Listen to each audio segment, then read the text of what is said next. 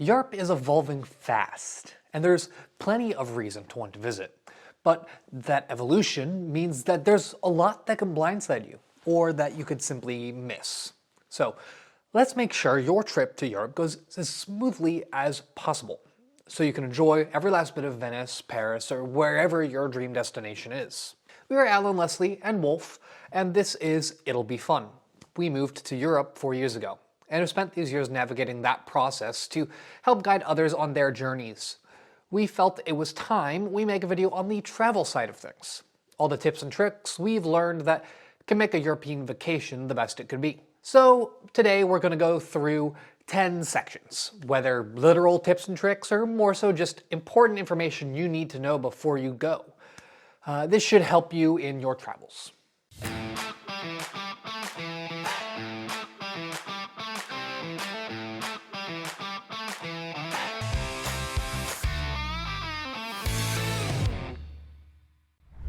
The new digital border, ETIAS and EES. Up first, Europe's brand new digital border. You absolutely need to implant two acronyms to your brain right now, ETIAS and EES. These will henceforth be your gatekeepers to the continent. First up, ETIAS. That stands for the European Travel Information and Authorization System. Think of it as Europe's version of the American ESTA, if you know that one. It's a visa waiver program designed to pre-screen travelers and enhance security across the Schengen area.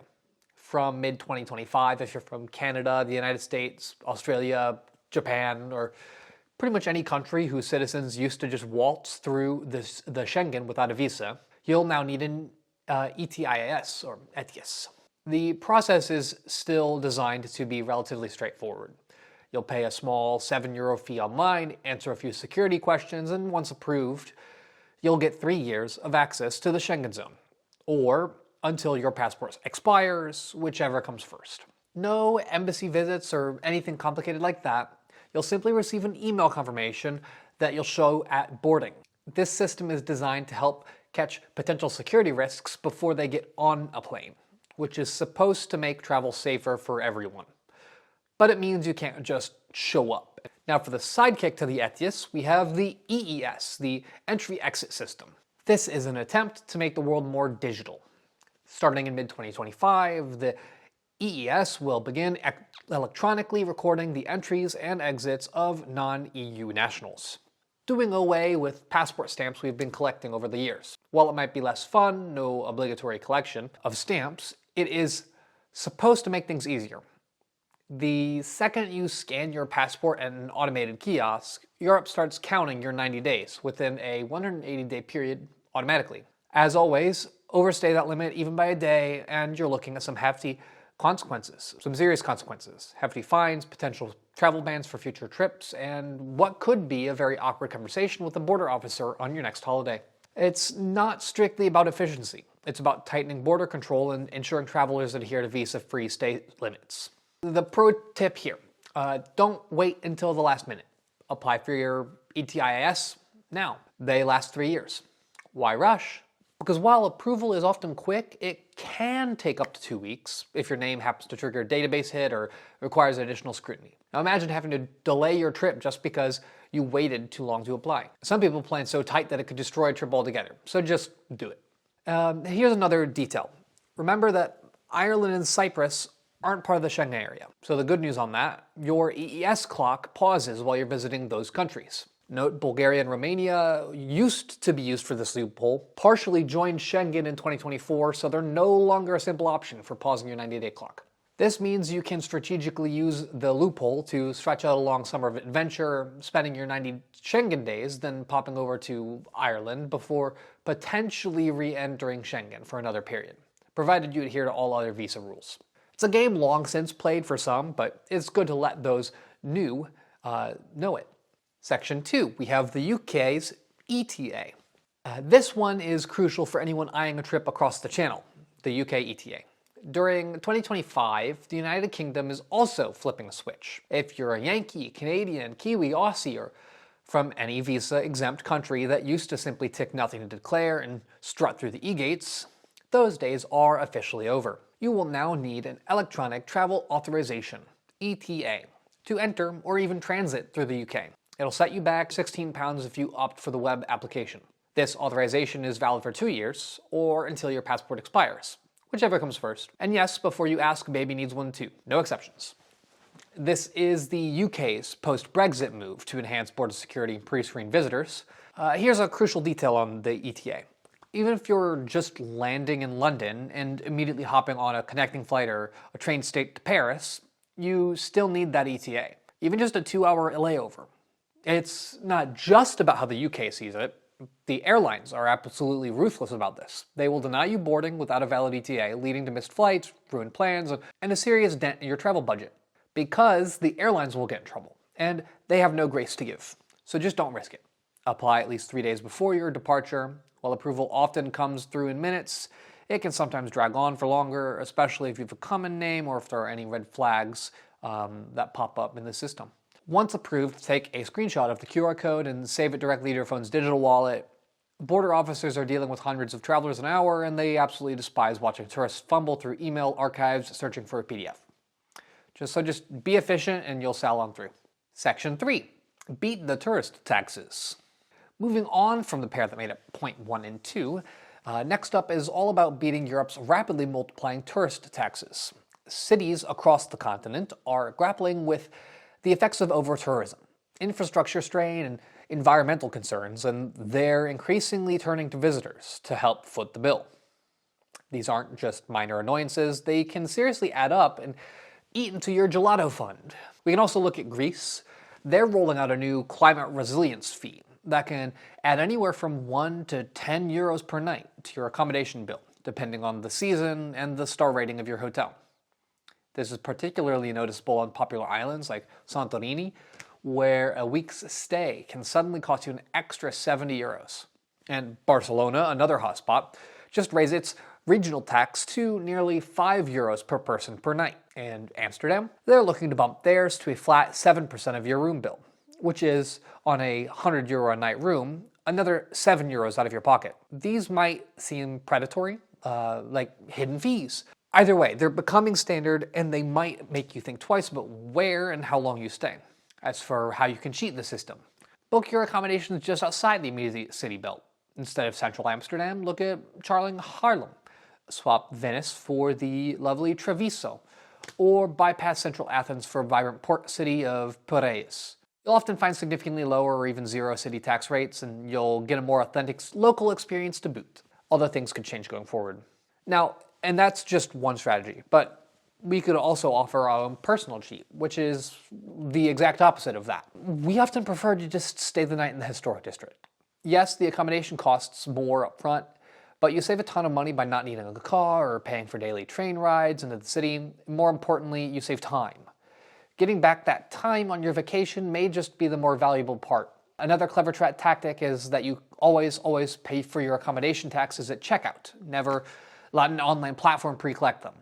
Because local taxes can change faster than software updates, and if you've prepaid, you might be stuck with an outdated higher rate or even incorrect charge. By paying on departure, you can dispute any discrepancies on the spot and ensure you're paying the current correct amount. It's a small detail, but it can save you either money or a headache. Transportation and accommodation. Number 4 focuses on mastering transport and accommodation, because these two can make or break your budget and your sanity. Transportation first. Flixbus is still considered the king of cheap inner-city travel. We're talking €5 hops from Berlin to Prague, literally the price of a fancy coffee. Their network's vast, their buses are generally comfortable, and they're an absolute godsend for budget-conscious explorers. Book ahead for best deals, especially on popular routes. Then there's BlaBlaCar. This carpooling service pairs travelers with drivers who have empty seats and are already heading your way. It's a fantastic way to get from, say, Paris to Brussels for 15 euros, if you don't mind chatting in French or practicing your language skills. It can be a really social and authentic way to travel. Always check driver reviews and profiles for safety and comfort. Here's one that's seemed underrated nowadays. Night trains. They're better than ever. Austria's OBB Nightjet service is leading the charge. allowing you to board the train in Rome at 8 p.m. and wake up refreshed in Munich at dawn. And this ends up not being just transport. You save both a precious hotel night and avoid the stress and time drain of an airport day. If you're a deep sleeper, you could book the seat-only option for under 40 euros. It's basic, but it's incredibly cost-effective. Or if you're traveling with friends, split a 4-bed couché. You get a bunk, some privacy, and a unique experience that feels straight out of a classic movie. It's sustainable, efficient, and surprisingly comfortable. Now, for accommodation hacks. When booking hotels, you'll often see cancel early rates versus non-refundable rates, with the former usually being about 10% more expensive. So long as you're willing to do it, here's the real cheat on this. Reserve 2 properties, both with free cancellation policies. Then set a reminder to recheck prices every Monday. Hotel algorithms are notoriously dynamic, and they often drop rates 48 hours before arrival to fill any remaining inventory. By holding 2 flexible reservations, you could pounce on any last-minute deals, canceling your original bookings and snagging a significantly better price. It's a bit of a game, but it can pay off handsomely. If hostels are your jam, look specifically for pod dorms. Thanks to new EU fire codes and evolving traveler expectations, many modern hostels have upgraded their dorms. These pods often feature privacy curtains, individual power outlets, and reading lights, practically giving you a mini hotel room experience in a shared space. You basically get all the social benefits of a hostel, plus a decent night's sleep for around 25 euros a night. Massive upgrade from the old school bunk bed. Section 5, let's go over a big one that everyone tends to miss, and often has pretty rough consequences. The passport rule. Your passport might proudly display an expiry date in, say, 2027. And you'd naturally assume you're good to go until then. But both the Schengen area and the United Kingdom demand 2 critical things. Your passport must have been issued within the last 10 years, and it must be valid for at least 3 months beyond your intended departure date from Europe. The crucial part here is the issue date, not the expiry date. Many countries, especially if you renewed your passport early, might have added extra months onto its validity, making it appear valid for longer than 10 years from its original issue date. However, some European countries will strictly count that original 10-year window. If your passport was issued more than 10 years ago, even if it still has months or years of validity yet left, you could be denied entry. As always, it's the airlines who are hyper-vigilant. They face massive fines if they board a passenger who's subsequently denied entry. They love to ding you at check-in for these kinds of technicalities because it often means an easy $2,000 rebooking fee for them. Don't let them profit from your oversight. It's not really a cheat, but don't just glance at the expiry date. Check the issue date. If it's approaching the 10-year mark, or if your passport will be less than 6 months from expiry by the end of your trip, just renew it. Ideally, renew it 9 months early. While you might lose a few months of validity on your old passport, it ensures you're fully compliant. And a little bonus, once you get your new passport, you could keep the old one for souvenir stamps, after it's invalidated, of course. Doing so is perfectly legal in most countries, provided you declare them correctly and use the appropriate one for entry and exit. If you found any of this so far useful, hit that subscribe button for our channel, it'll be fun. We're dropping more European updates from travel to retirement every single week. There's more still. If you head over to our website at it'llbefunretirement.com and sign up for our free newsletter. As for a little challenge, drop a comment below with the city you're planning to visit. Let's move on to section 6, packing like a pro.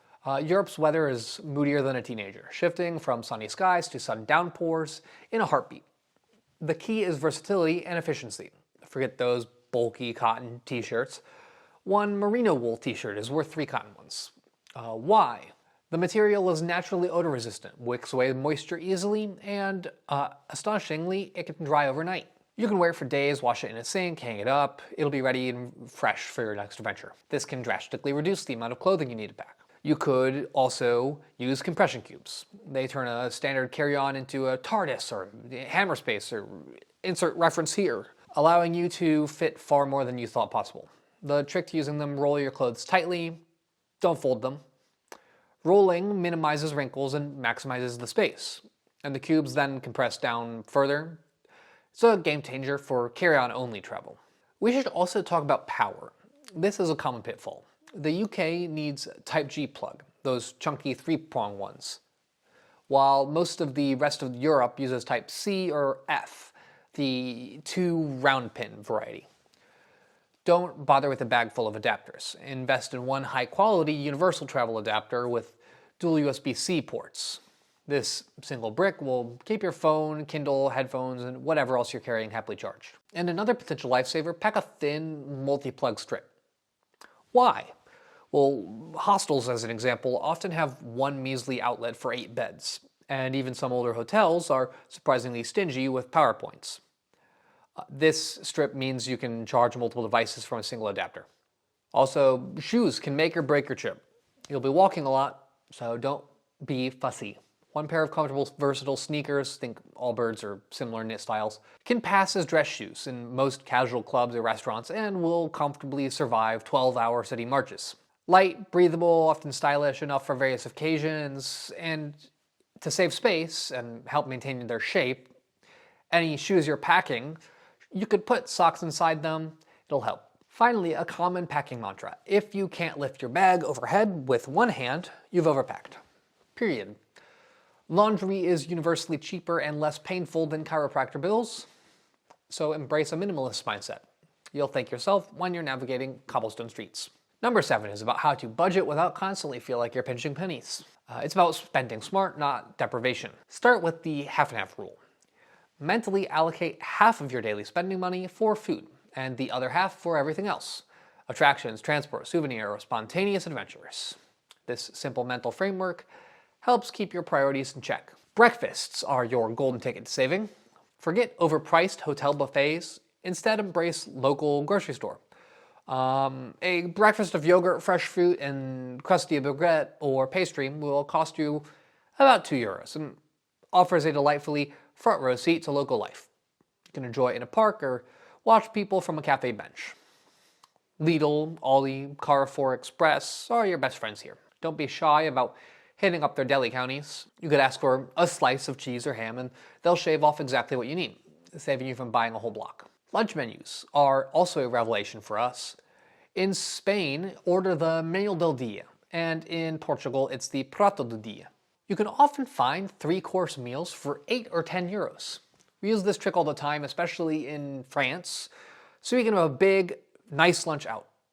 Then for dinner, we have fun buying bread, cheese, and wine and enjoying them in the park or on the patio of our accommodation.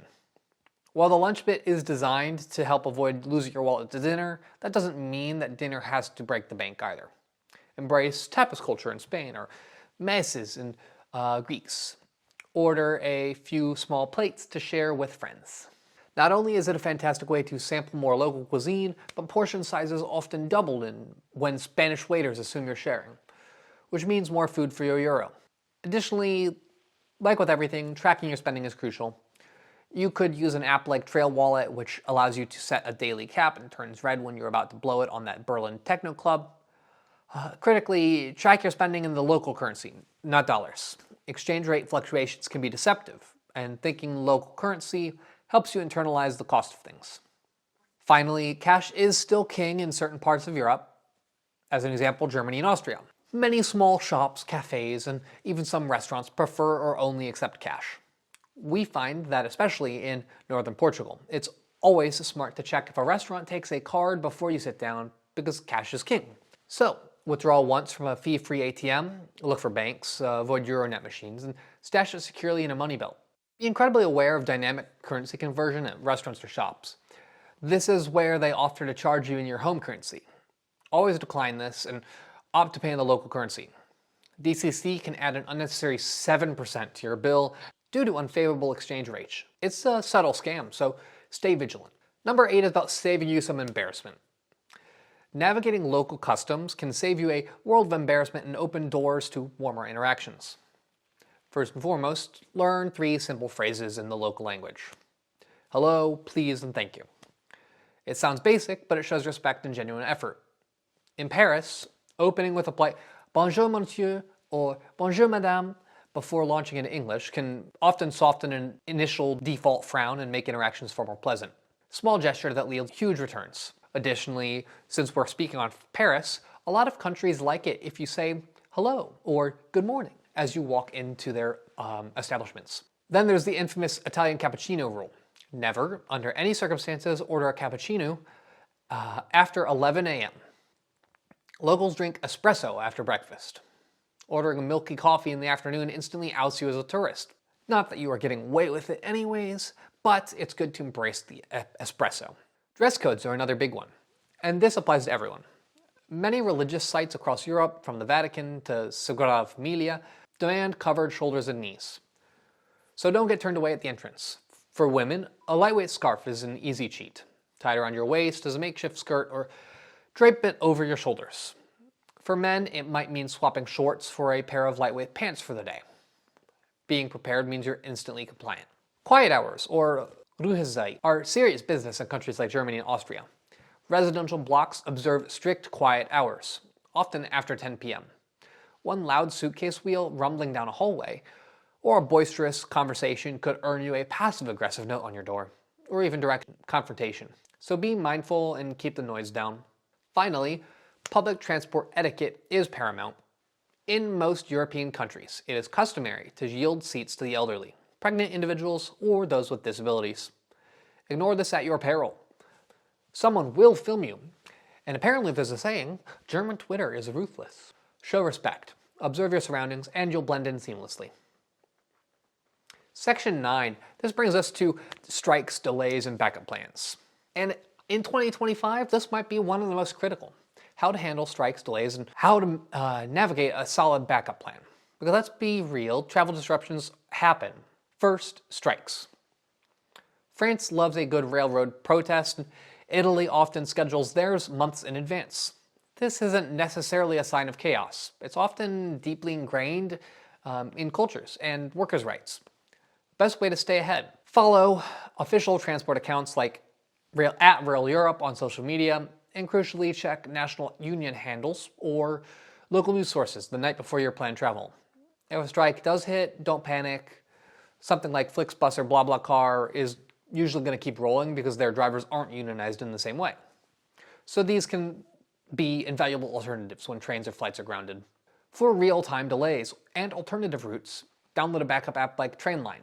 It's fantastic because it aggregates real-time information across multiple carriers and allows you to e-ticket for various modes of travel, all in one digital wallet. This means you can quickly pivot if your original plans go awry.